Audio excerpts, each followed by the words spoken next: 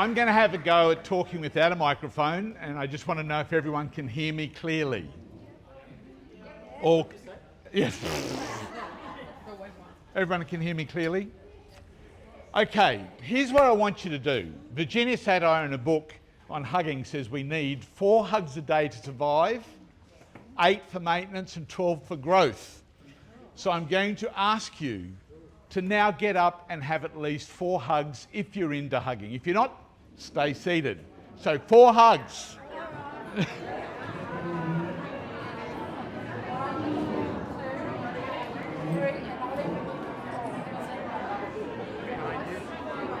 Sir. Hello. How are you? Good, thank you. Love your work. Had hugs.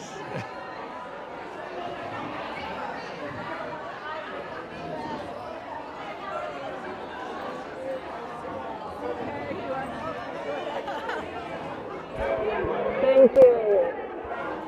We've been sitting all the day. Hey, hey.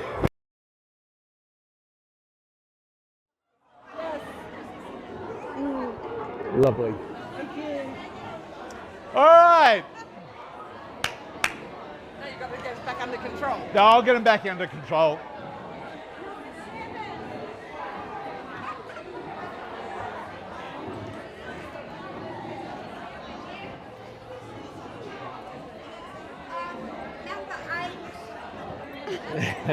You're greedy. We'll get you all to take a seat. Thank you.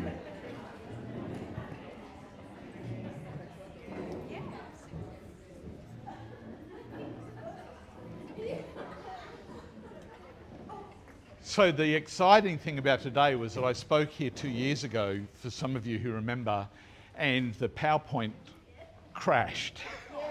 And I had to do my whole talk describing the PowerPoints as I was going on. Guess what? The PowerPoint at this moment is working.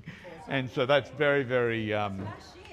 2 years ago. 2 years ago. I was here last year, but I wasn't speaking. Oh, okay. I know, remember that. Yeah. So today I'm going to be talking about the Empress card, primarily with things sort of around that. But in particular, I'm going to be talking about what's called the zigzag of effulgence. And it's one of the symbols in the Empress card that is ignored often. And I'm going to suggest to you is probably one of the most significant symbols in the Marseille Tarot.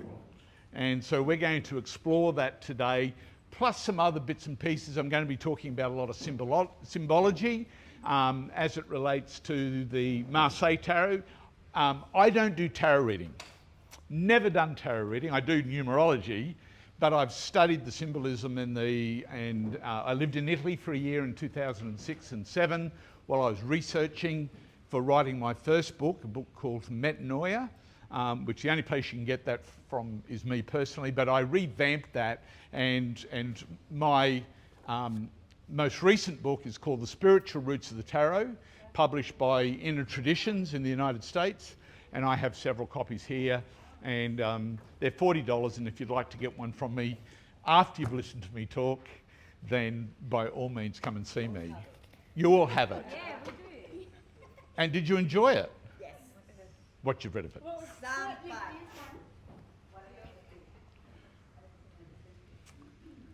So I'm going to be using various versions of the Marseille Tarot. This particular one is Fornia, which came out of Spain during the 1980s. And I like it because it's colourful. They've still maintained to most, in most cases, the integrity of the symbolism in terms of the classical nature of the symbolism. And so it's something that I kind of like about the fact that it's modern, but it's still representing what's traditional. But I'm going to be looking at several of the others, and I'll be demonstrating those to you in the pictures as we go through. I'm focusing on the major arcana, okay? I don't worry about the minors. There's a place for the minors, and I'll talk about that, but that's not in my world. Where I go is I specifically focus on the majors.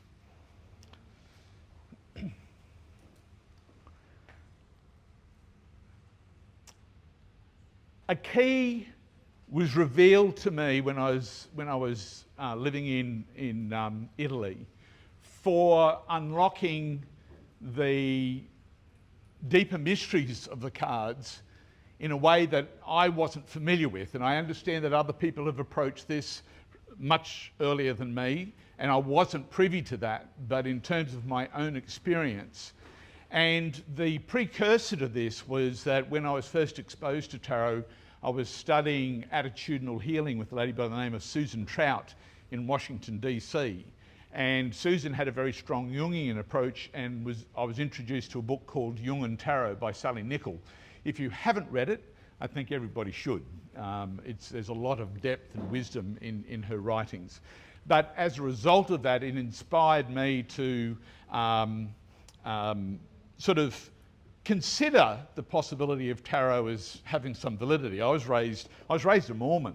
I was one of those guys that knocked on doors and did all of that thing. I left the church in my mid-30s, but you know, the tarot was the book of the devil as far as I was concerned. So for me to go into this was like really stepping into an interesting place. But it spoke to me when I got to see this stuff and begin to understand its deep symbology. It started to really bring up things in me that was I didn't even know were there.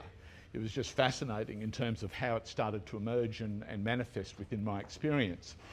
And part of the work that we were taught to do with Susan Trout was do mandalas. And we would use our dreams as the basis of creating our mandalas. So it was a way of really being able to listen to that deeper voice as manifested through dreams. And one night I had two dreams that were very significant. And one was where the first part of the dream was I had to capture an anaconda. And so here I was and ultimately kill it. And I cornered this anaconda in my dream, and no matter what I did, I couldn't kill it. Woke up, wrote it down, because that's what you had to do, is when if you woke up, you'd write down all the details of the dream, went back to sleep. Next thing, the anaconda was chasing me. The anaconda cornered me, and it couldn't kill me. And so all of a sudden, who here knows what the Ouroboros is? Yeah, we all do. Okay, so what I ended up with was a double Ouroboros.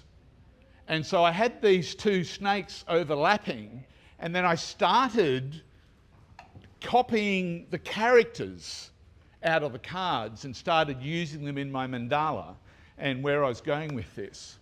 Now, I had no idea that this was the seed of an inspiration that happened while I was in Italy. I was meditating and contemplating the cards as I was beginning to write, and all of a sudden one morning I had this aha where I realised that the two hats on card number 1 and card number 11, which both had sequences of 9 cards following them, these hats meant something as it related to the double Ouroboros. And so what ended up happening was we ended up having the two snakes that I'd been drawing and creating were linked into the shape of this hat that was being depicted in the Strength card and in the Magician card.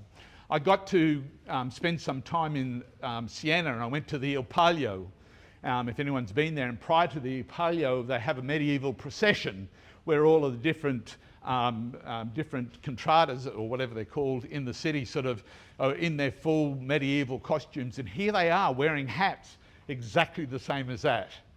And so I've got photos of it, and it's sort of like, this is legitimate historical costuming based on what I had been able to see there. So where I went with it was here. All of a sudden, card number 21 fitted into the overlapping Ouroboroses. So all of a sudden, we've got this central position of this card. And then from there, I was able to then place the cards in the way that they ended up unfolding here. Now, why did I start with the Magician down in that bottom corner? Well, because in a lot of the images, the character in the centre of the Vesicus Pisces is looking down to her right. And then we see the bull looking down to its right. And so I went with the idea that that was a hint for where I was to start putting these cards. And so I ended up creating this whole layout of the cards that basically gave the dynamics of relationships in the card a completely different look. So all of a sudden, now we have, when we start to go from here, now we have the Popess and the Empress facing each other as opposed to having their backs to each other. If we go from left to right, it changes the relationship. All of a sudden, we see the Emperor confronting the Pope. Does that have any significance in the medieval period, the confrontation between the Holy Roman Emperor and the Pope? Absolutely. Now it makes sense here. When we go from left to right, it's not the same. Changes the whole feeling and dimension of it. So all of a sudden, we've got a whole new meaning and interpretation. And now we're presented with the idea that this is suggesting that there's two realities. There's one on the left-hand side and a reality on the right-hand side. And so as I began to explore that, and part of the reason I was, or what I was in my research in Italy, was trying to get an understanding of what inspired the creation of the cards, given that they turned up during the 15th century in northern Italy. What was going on? And the guy that was the head of the Masonic Lodge, funny story, his uncle lived in the village that I lived in Italy for a year, and met him through this guy in my village, and he was a major historian of the Templars. And I was wondering whether the Templars were involved, and as we continued to research in that, it sort of became evident to me that it was the Cathar. And so as a result, I then pursued the notion that the Cathar were involved. Now, I've had an idea of what the Cathar involvement was in a certain context based on popular understanding of Catharism. But today I'm going to present to you a whole new concept of that, which gives a whole new meaning to what these cards are about based on this concept. And I'm going to introduce that to you now. In 1054, a schism took place which split Orthodoxy, in particular Greek Orthodoxy, and Catholicism. And these literally became completely separated from each other. They split Christianity. What we had was a theological approach to religion in the Catholic, and we had a mystical approach to Christianity in terms of Greek Orthodoxy. And of course, these people were living everywhere, and even to the point where what we do know is that we had bishops, for example, in the Languedoc region of southern France, who were teaching Greek Orthodoxy as part of what they were teaching in the churches. Now, people said they were Cathar churches. Well, they weren't Cathar churches, they were Catholic churches, but the priests were teaching Orthodoxy in this church. And so what we had was this situation where there was a mixture of Orthodoxy and Catholicism, which up until the schism was all okay, but after the schism, within 100 years it was decided that Greek Orthodoxy should no longer be taught in Western Europe. And so they systematically went through Western Europe and started to stop people practicing Eastern Orthodoxy. So what was the big difference? Or one of the things that, and this becomes really evident as I'm going to talk to you today, is that one of the things that became evident was that Greek Orthodoxy taught a concept called theosis, which is the idea of oneness with God. Now, that's not too different to what you get in the Catholic Church. They had other words for it. But they had a two-step process in that. And that two-step process was purification and illumination. The Greek word for purification is katharsis. And the Greek word for illumination was theoria.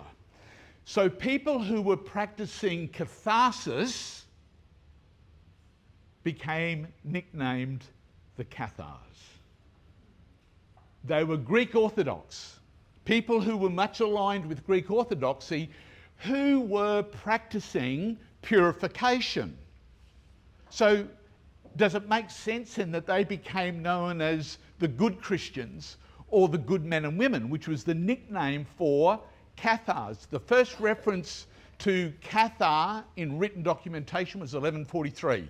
So nearly 90 years after the schism, we actually see the word Cathar now being in documentation. And this became, based on my theory, this became the basis in which all of a sudden we have these groups of people there that are committed to Greek Orthodoxy that now became known as Cathars. And the church didn't want them in Western Europe. So now what we see is all of these people now, through the Albigensian Crusade, they went through and wiped out, Béziers is quite famous for the fact that the crusade that was commissioned by Innocent III, they went into Béziers and they couldn't distinguish between Greek Orthodox and Catholics. Funny that, based on what we're saying, other than the fact that the Greek Orthodox would have been practicing purification. Well, what does that look like? Being kind and loving and nurturing and caring, which is what Christianity was supposed to be all about anyway. I hate to interrupt that, I just couldn't help the word, Catholic, when you get Cathar at the start and Oholic at the second half, you get the Cathars being purified and the Oholic. There could be deemed to be a connection. It's pretty loose though.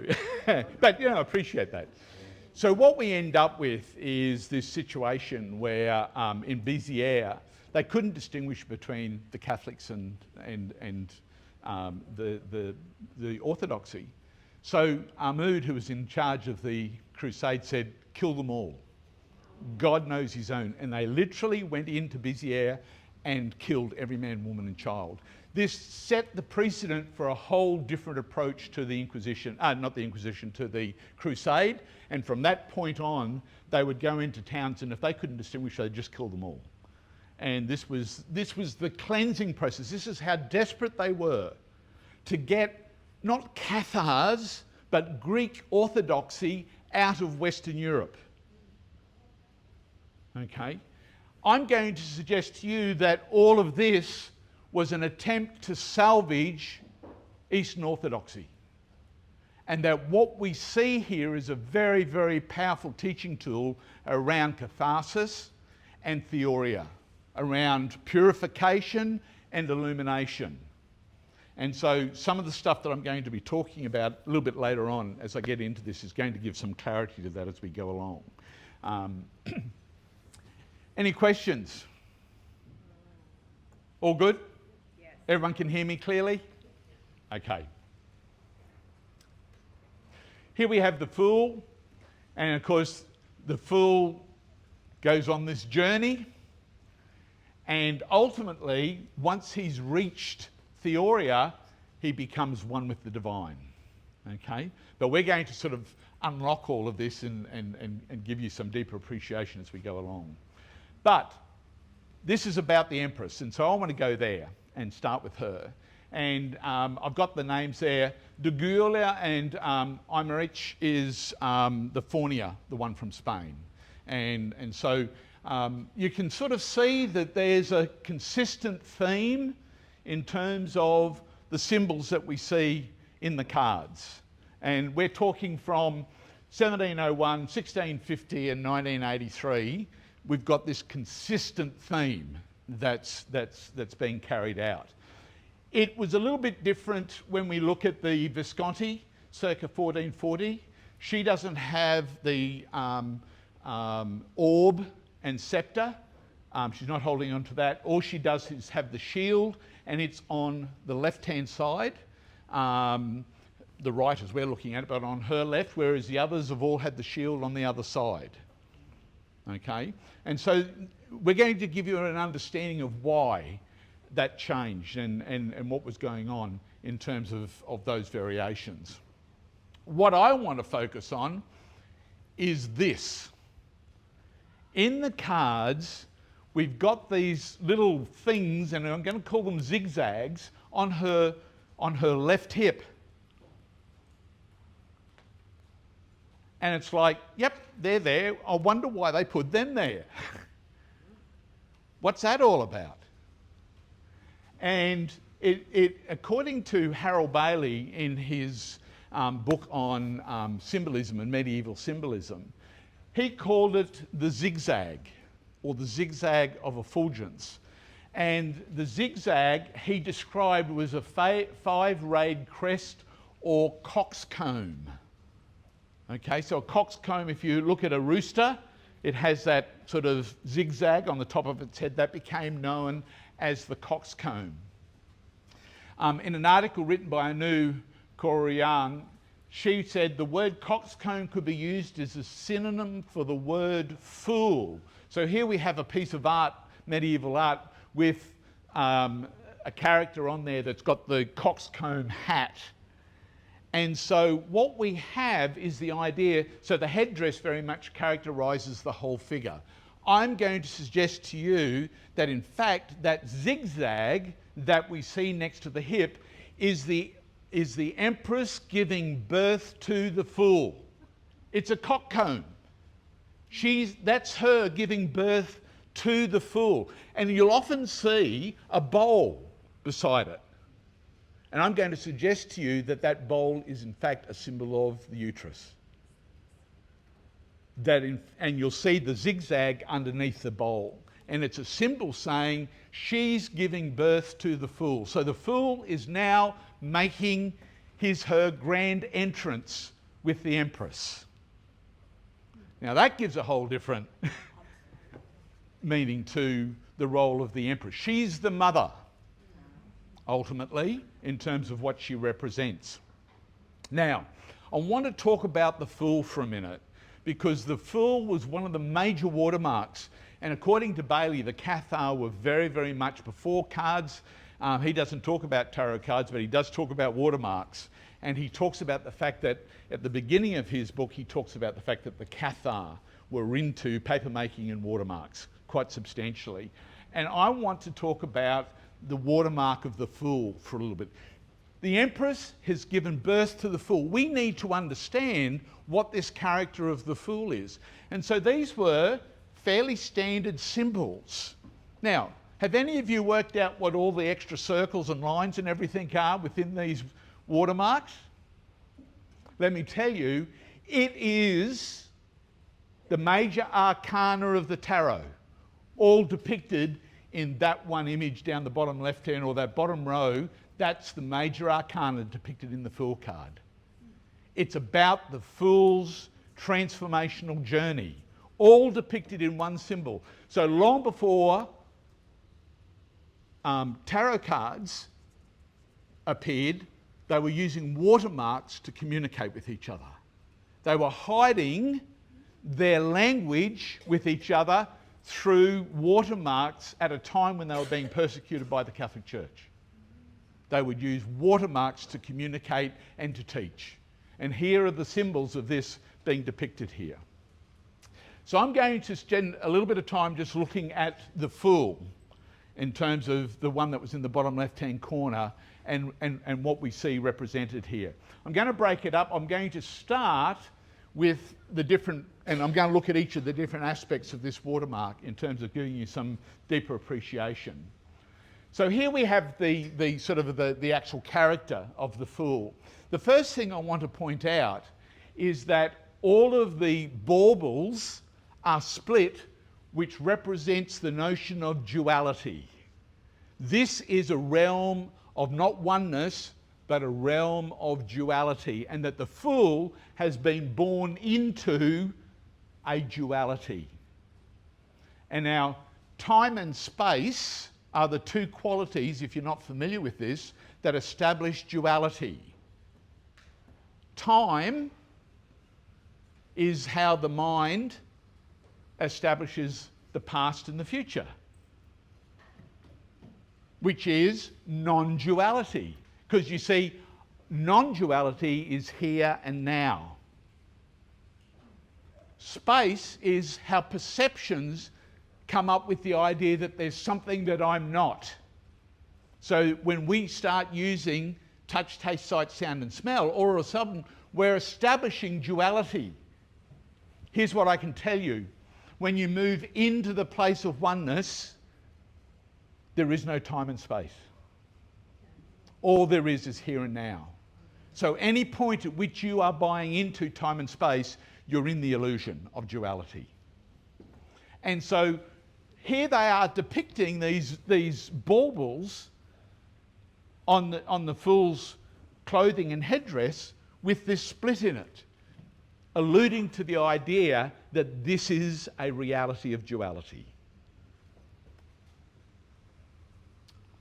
Now, the two baubles at the top of the head represent the emperor and the empress. Now, here we have the popess with a veil that separates her and the empress. The popess is separated through a veil. And the veil is the veil of forgetfulness. It's the point at which we leave, I'm going to call it the spirit world. The magician and the popess are in a state of, let's say, the spirit world, I'm going to call it. That's another whole talk. And we move through the veil of forgetfulness. Do you know, in the human body, my background is osteopathy and bodywork. I was trained in osteopathic massage from the age of 15. I'm 67, so I've been doing it for 52 years. Fascia, if you don't know it, is what separates skin from muscle, and it's all that, when you have a piece of steak and you pull the fat away and you get that fibrous tissue, that's called fascia. Fascia is the veil. Fascia is the skin of the spirit. It's what separates who we are as a human being from who we are in our soul essence. It exists within our bodies. And the more fluid your fascia is, the more you're connected to soul. The more glued your fascia is, the more you're caught up in the human illusion. That's why yoga is such an amazing exercise, because yoga is about stretching fascia. It's about restoring the fluidity that keeps that space between our human being and soul being fluid and accessible. And I've been working with enough human bodies to be able to observe those differences between people who have fluid fascia and those who have glued fascia in their states of being. So, the mother and father are at the top of the head. Do you know that in the Marseille Tarot that nearly all of the images on the left-hand side have hats on them, or headdresses? The only person on the right-hand side, anybody remember who has a headdress on the right-hand side in the last 10 cards? The devil. The devil says, I'm going to have one last attempt at getting into your head. And this is telling us that this is who is programming our mind. In other words, as the fool, your mind is being programmed by your mother and father. This is the state of the mind being impacted. Then the other baubles, and by the way, the shields represents the programming. So the mother has the arm around the shield, still very loving and nurturing, but have a look at the eagle, and we're going to talk about the eagle in a minute. The eagle is now in a frame. It's a light frame, but it represents the fact that this essence of divine being, which is the eagle, is actually now being programmed by the mother, particularly around family values. Have a look at the Emperor's shield. It's thick, solid, he's got his foot on it, and this is now about solid programming. In other words, now your mind is completely aligned with the values that are associated with the father, which is about societal and cultural values, as well as extended family values. So in other words, this is representing the whole notion that the fool has now been programmed to turn up in the world in a certain way, which is reinforcing non-duality, duality, sorry. And this is where it gets to play out. The four, the shape of the legs of the emperor says that there's 4 domains of consciousness that is being programmed by virtue of our experience. The first one is the Emperor and the Empress, which is about compliance or control. Now here's what's interesting. You notice that the Emperor says 4. If some of you have seen, is it, I'm just trying to think, one of the cards has a 4 written on in front of the Emperor's face. This is highlighting the fact that this programming is all about these 4 things, and this starts with compliance. The mother and father have a joined scepter, which is very masculine by its look, and an orb, which is very feminine. So they're not joined. Normally, if you see any of the artwork, it's a scepter and an orb. Here they're joined, which means that the 2 become 1, and they both represent compliance. Okay, that's the first, number 1 of 4. Now we've got the next one, hopefully, which is status.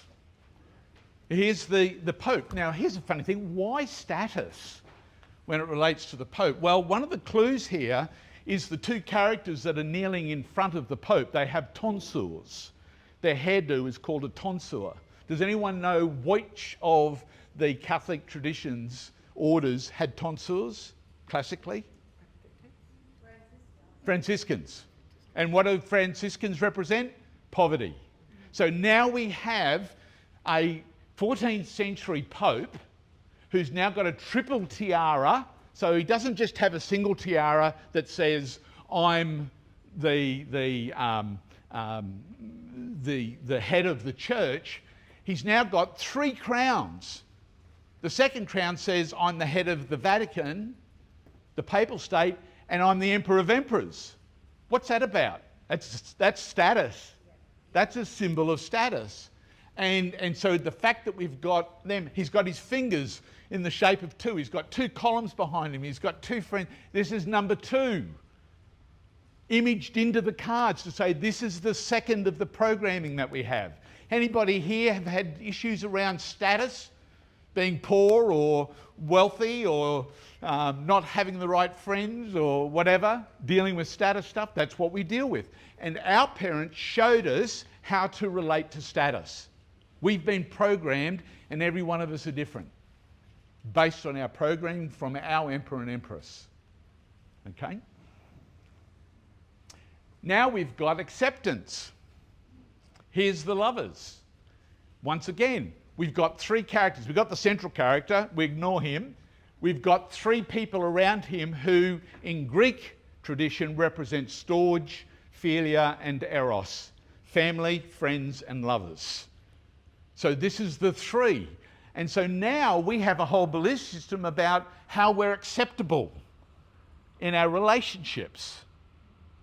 And this is being depicted by the Lovers card. And then finally, the 4th one is about success, the Chariot. In the Il Palio, when you see the race in Siena, there's the Victor's Chariot. I've got a photo of the Victor's Chariot, it's in my book. And the Victor's Chariot is exactly the same shape to this day as the one that's in that card. It's a square-shaped chariot. Still valid to this day that they're using that as the basis of it. Guess what's there? 4 posts on the corner of the chariot, and you've got 4 mechanisms of movement, 2 horses and 2 wheels, which is 4. So once again, they've embedded within these images these symbols representing 1, 2, 3, and 4. And they are wanting to get across to us that these are the things that we've been programmed with, and these are the things that keep us separate from God. These are the things that make theosis, oneness with God, impossible. So what do we have depicted in here? Obviously, there's a remedy. What these guys held within these images was the capacity for us to move beyond that and to move to a place where we could experience oneness with God, or theosis. And the next one we're going to have a look at is the 3 little balls. Where do the 3 little balls show up? On the magician's table. Have you ever wondered what these 3 little balls represented? Has anybody got any suggestions? Coins. I'm going to suggest to you that they represent natural justice. Justice is about natural justice.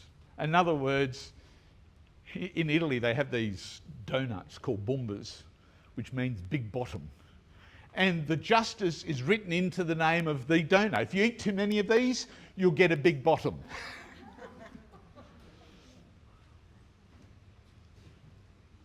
Aging. Old man time. Il Tempo was one of his early names.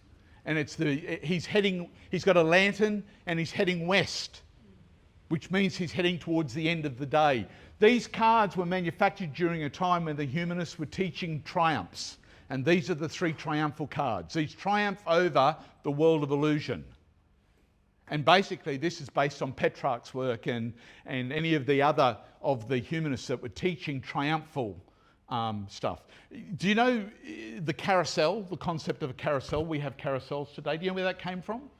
It was the triumphal procession that was held in the courtyards of castles. And they would have chariots and horse riders who were depicting the concept of triumphing over other things. And it became known as the carousel, which is the name that we have. And guess what's on our carousels today? Carriages and horses. It was being depicted from a medieval rendition of what we're talking about here. And then finally we have the Wheel of Fortune. So these three represent the three balls on the table of the magician. So what can we assume is that these three things plus the other four are all under the control of the magician. What's a magician? He's an illusionist. And he's basically saying all of these things are an illusion. It's the idea that duality is real. It's the idea that time and space are real. And so what we end up with is a reality where we're incorporated in dealing with these things. Anybody here experiencing some stuff to do with aging and the fact that they're having a bit more suffering in their life as a result of aging?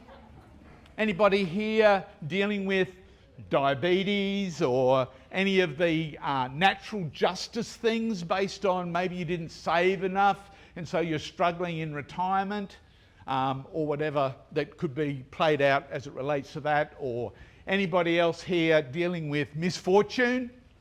Anyone here suffering because, excuse the French, shit happened? And here's what's interesting is the magician, these are his tool to help wake us up. Then we end up with the four that's in the centre there, and this says that we're now looking at the four differently. And literally this was purification or catharsis. So these next four cards represent the first part of theosis, which was catharsis. And what did it incorporate? The hanged man. So all of a sudden, life gets turned upside down. And what I'm going to suggest to you is that if anybody knows anything about the Cathar, the only scriptures that the Cathar subscribed to as being legitimate scriptures was the Sermon on the Mount and the first 16 chapters of the Gospel of John. They felt that the rest of it had been bastardised by the Catholic Church. Fundamental to the Sermon on the Mount were the Beatitudes. Remember the Beatitudes? Blessed are the poor in spirit, blessed are those that mourn, blessed are the meek, blessed are those who hunger and thirst after righteousness, blessed are the merciful, blessed are the pure in heart, blessed are the peacemakers. Okay, they're the Beatitudes. I'm going to suggest to you that in fact all of these cards that we're about to look at are the Beatitudes. The first one, we're turned upside down, hanging by a foot. This is blessed are the poor in spirit. You cannot experience theosis and not go through a dark night of the soul. And so what they're saying is, and how do we get there? The magician had the tools to bring us to that point. Justice, time and chance. caused our suffering that brought us to the point of deciding whether or not we would go into the dark night of the soul, or some people talk about the concept of the dark night of the senses. The dark night of the senses is when we're hurting and we're going to go, no, I'll go back and have another go at living life. I'll get a different partner, get a different job, dress differently, live in a new suburb and try to recreate my life. What happens? Instead of it taking 20 or 30 years to get around to the suffering point, it takes 5. And they're back there again. Okay? That's called a dark night of the senses. This is the first one, which is grief. This is fully embracing the grief that comes with the loss of the things that you thought established your worth, which was based on your programming. We're hanging by a thread, and that thread is the attachment that grief has to what we have lost. And so this is a place, blessed are the poor in spirit. This is the state of the poor in spirit. Then we have, after grief, we have mourning. Blessed are those that mourn. We call it the death card. Well, it doesn't have that on some of the cards. It doesn't have a name on it. Notice there's no name there. This represents mourning. What is mourning? I love how they do it in Europe, and they have professional mourners, and you see women come in and they go through this. What are they doing? They're externalizing their grief so it can be observed. The only way that healing happens in the Christian tradition, Jesus said, if you can see with your eyes and hear with your ears, that's what mourning is. And then understand with your heart, so that's bringing the notion of love. I will heal you. By the way, the word health, the etymology of the word health, literally means sacred, holy oneness. Healing is the state of oneness. And so Jesus was saying, if you can become the observer, that's what he's doing. Have a look at the head on the death card. It's like, this is you've got the stuff on the ground, but the head's, and what's he doing? Observing.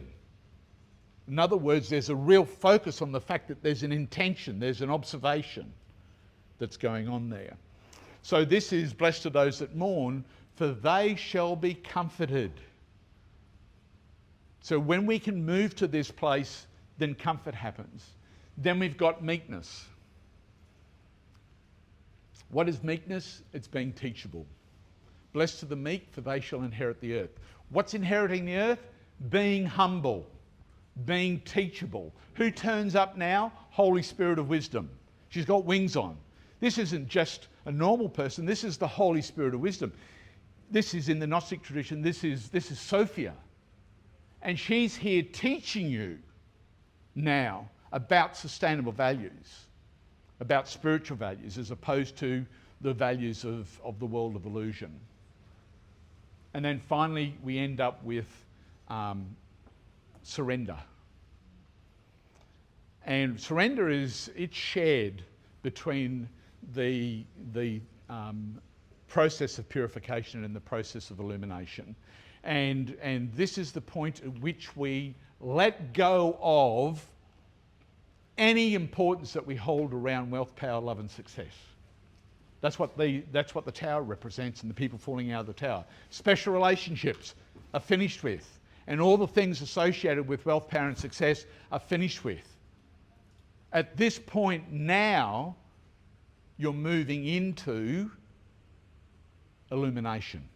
And isn't it funny that the whole bunch of next cards that are about to follow, they have stars and moon and sun. It's all about light. It's all about illumination. Do you think that that's a coincidence? I'm going to suggest to you it's evidence that what we have is very much associated with this whole concept of theosis and the second part then of the journey. And of course, before we go there, the test of the flaming sword. The devil holds a flaming sword. Does anyone have any recollection where a flaming sword exists anywhere in the spiritual tradition? No, Christian tradition, not Jewish. When Adam and Eve were kicked out of the Garden of Eden, God put cherubim and a flaming sword at the eastern gate. The Cathar understood the flaming sword, and this is the test of the flaming sword, is the devil card. What's the flaming sword? It's a flame and a sword that is the Abrahamic test. This is where Abraham was asked to sacrifice Isaac. He wasn't asked to sacrifice Isaac. What he was doing was sacrificing his narrative that he was rejected by his father. And Abraham spent his whole life having to connect with children because of his own deep wound of separation from his father. This is deep psychology. This is healing the wounded child. Now, I want to give you a little hint. Healing the wounded child, the wound, and this was the beauty of why we had the Popess in the spirit world. She had the book of life there, and she said, Mary, what do you want to learn in this next incarnation? And Mary says, well, I want to learn this, this, and this, and this. And God, I'll use it very loosely, says, well, Mary wants to learn this. Anybody prepared to, thank you, anybody prepared to help Mary learn this? And her mum and dad, you know, are there. And, yeah, we'll turn up and lower our vibration in order to help her learn this. And so what happens is Mary gets to incarnate, but here's the gift. In fact, our childhood narrative is the gift, because from that we learnt a whole lot of coping skills. And those skills will become the tools that you will use to bless humanity. So instead of acting from them as a way of surviving, those skills that are learnt from your childhood narrative that you use to survive are now going to be how you love the world. You've learnt how to use those things, but it's not about ego anymore. It's now about how can I serve humanity? And of course, that's illumination. So here we have the final three parts is down the bottom there. And of course, it's no surprise that they represent the three core cards of illumination. Okay, so we've got social justice and mercy. She's pouring water. This is the star card. So blessed are the merciful.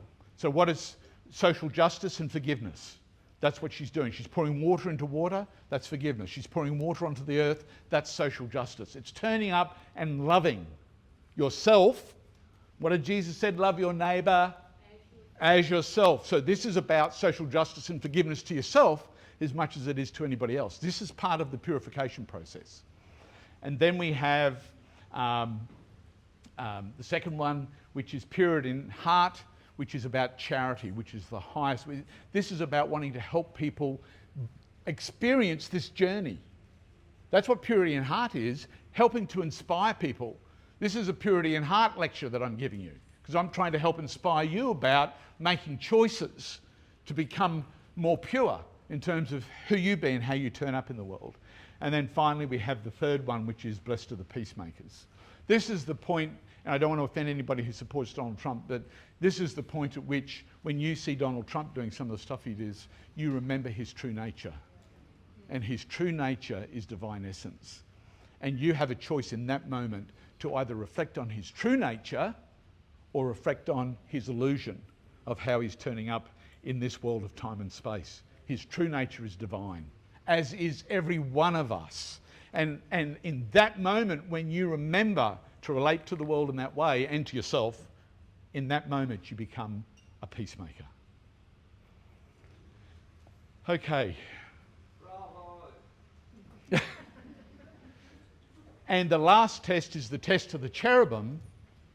And this is the test of what have you done with who you are physically, mentally, emotionally, and spiritually, represented by the bull, the lion, the eagle, and the angel. Do they represent the highest state of vibration or consciousness? And so that's then the judgment card. And that's what's going on.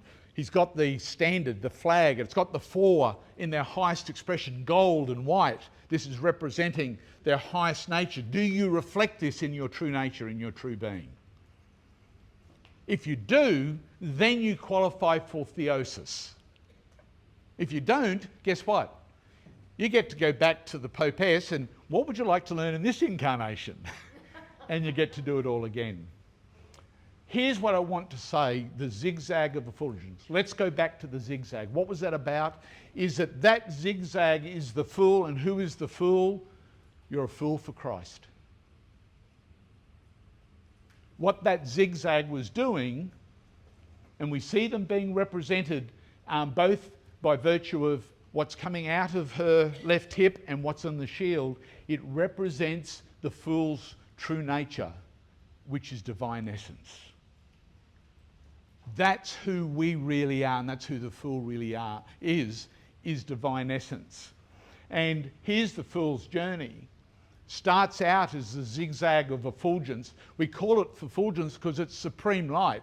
Why an eagle? Because the eagle was the one bird that could fly higher than any other bird and get closest to the sun. Purification.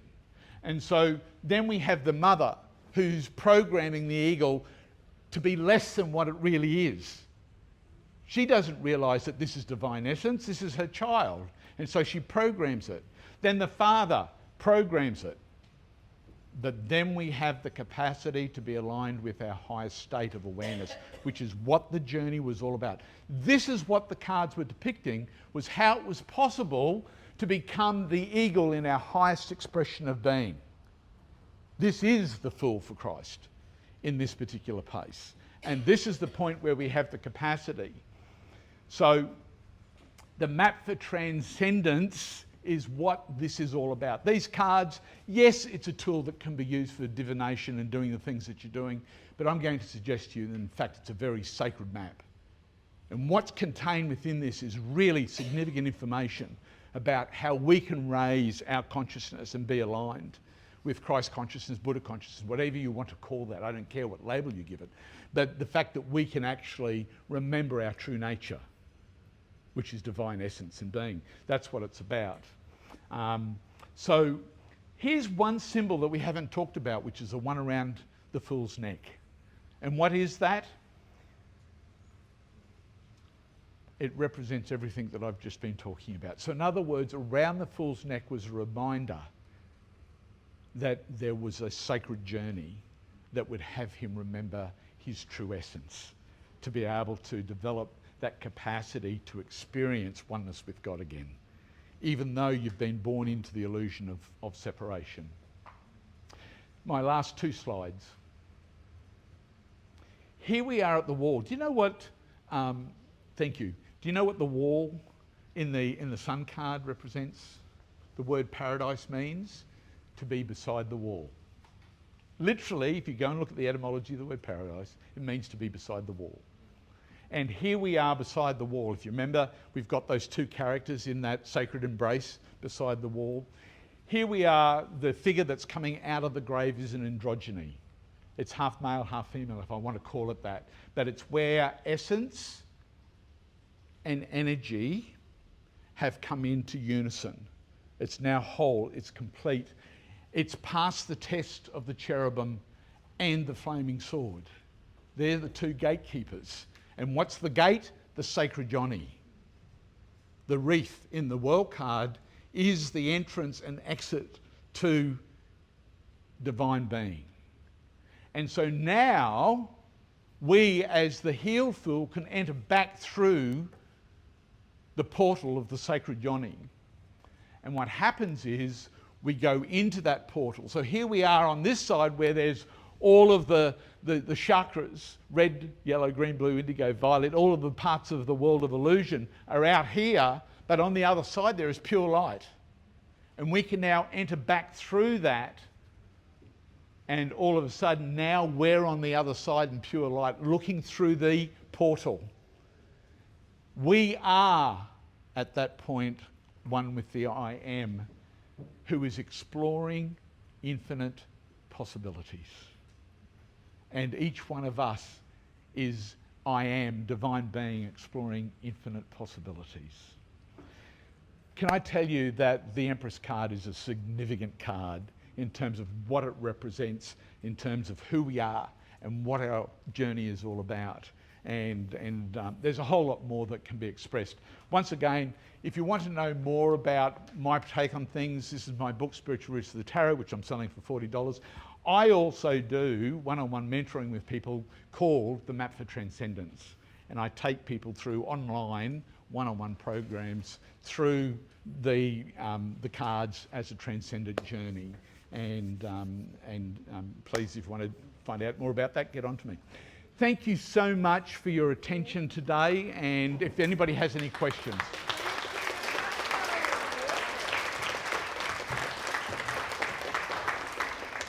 Any questions? No, all yours. That was absolutely fabulous, Russell Sturgis. Thank you so much. And I actually brought up your book from your table to encourage all of you to read this, The Spiritual Roots of the Tarot, the Catholic Code Hidden in the Cards.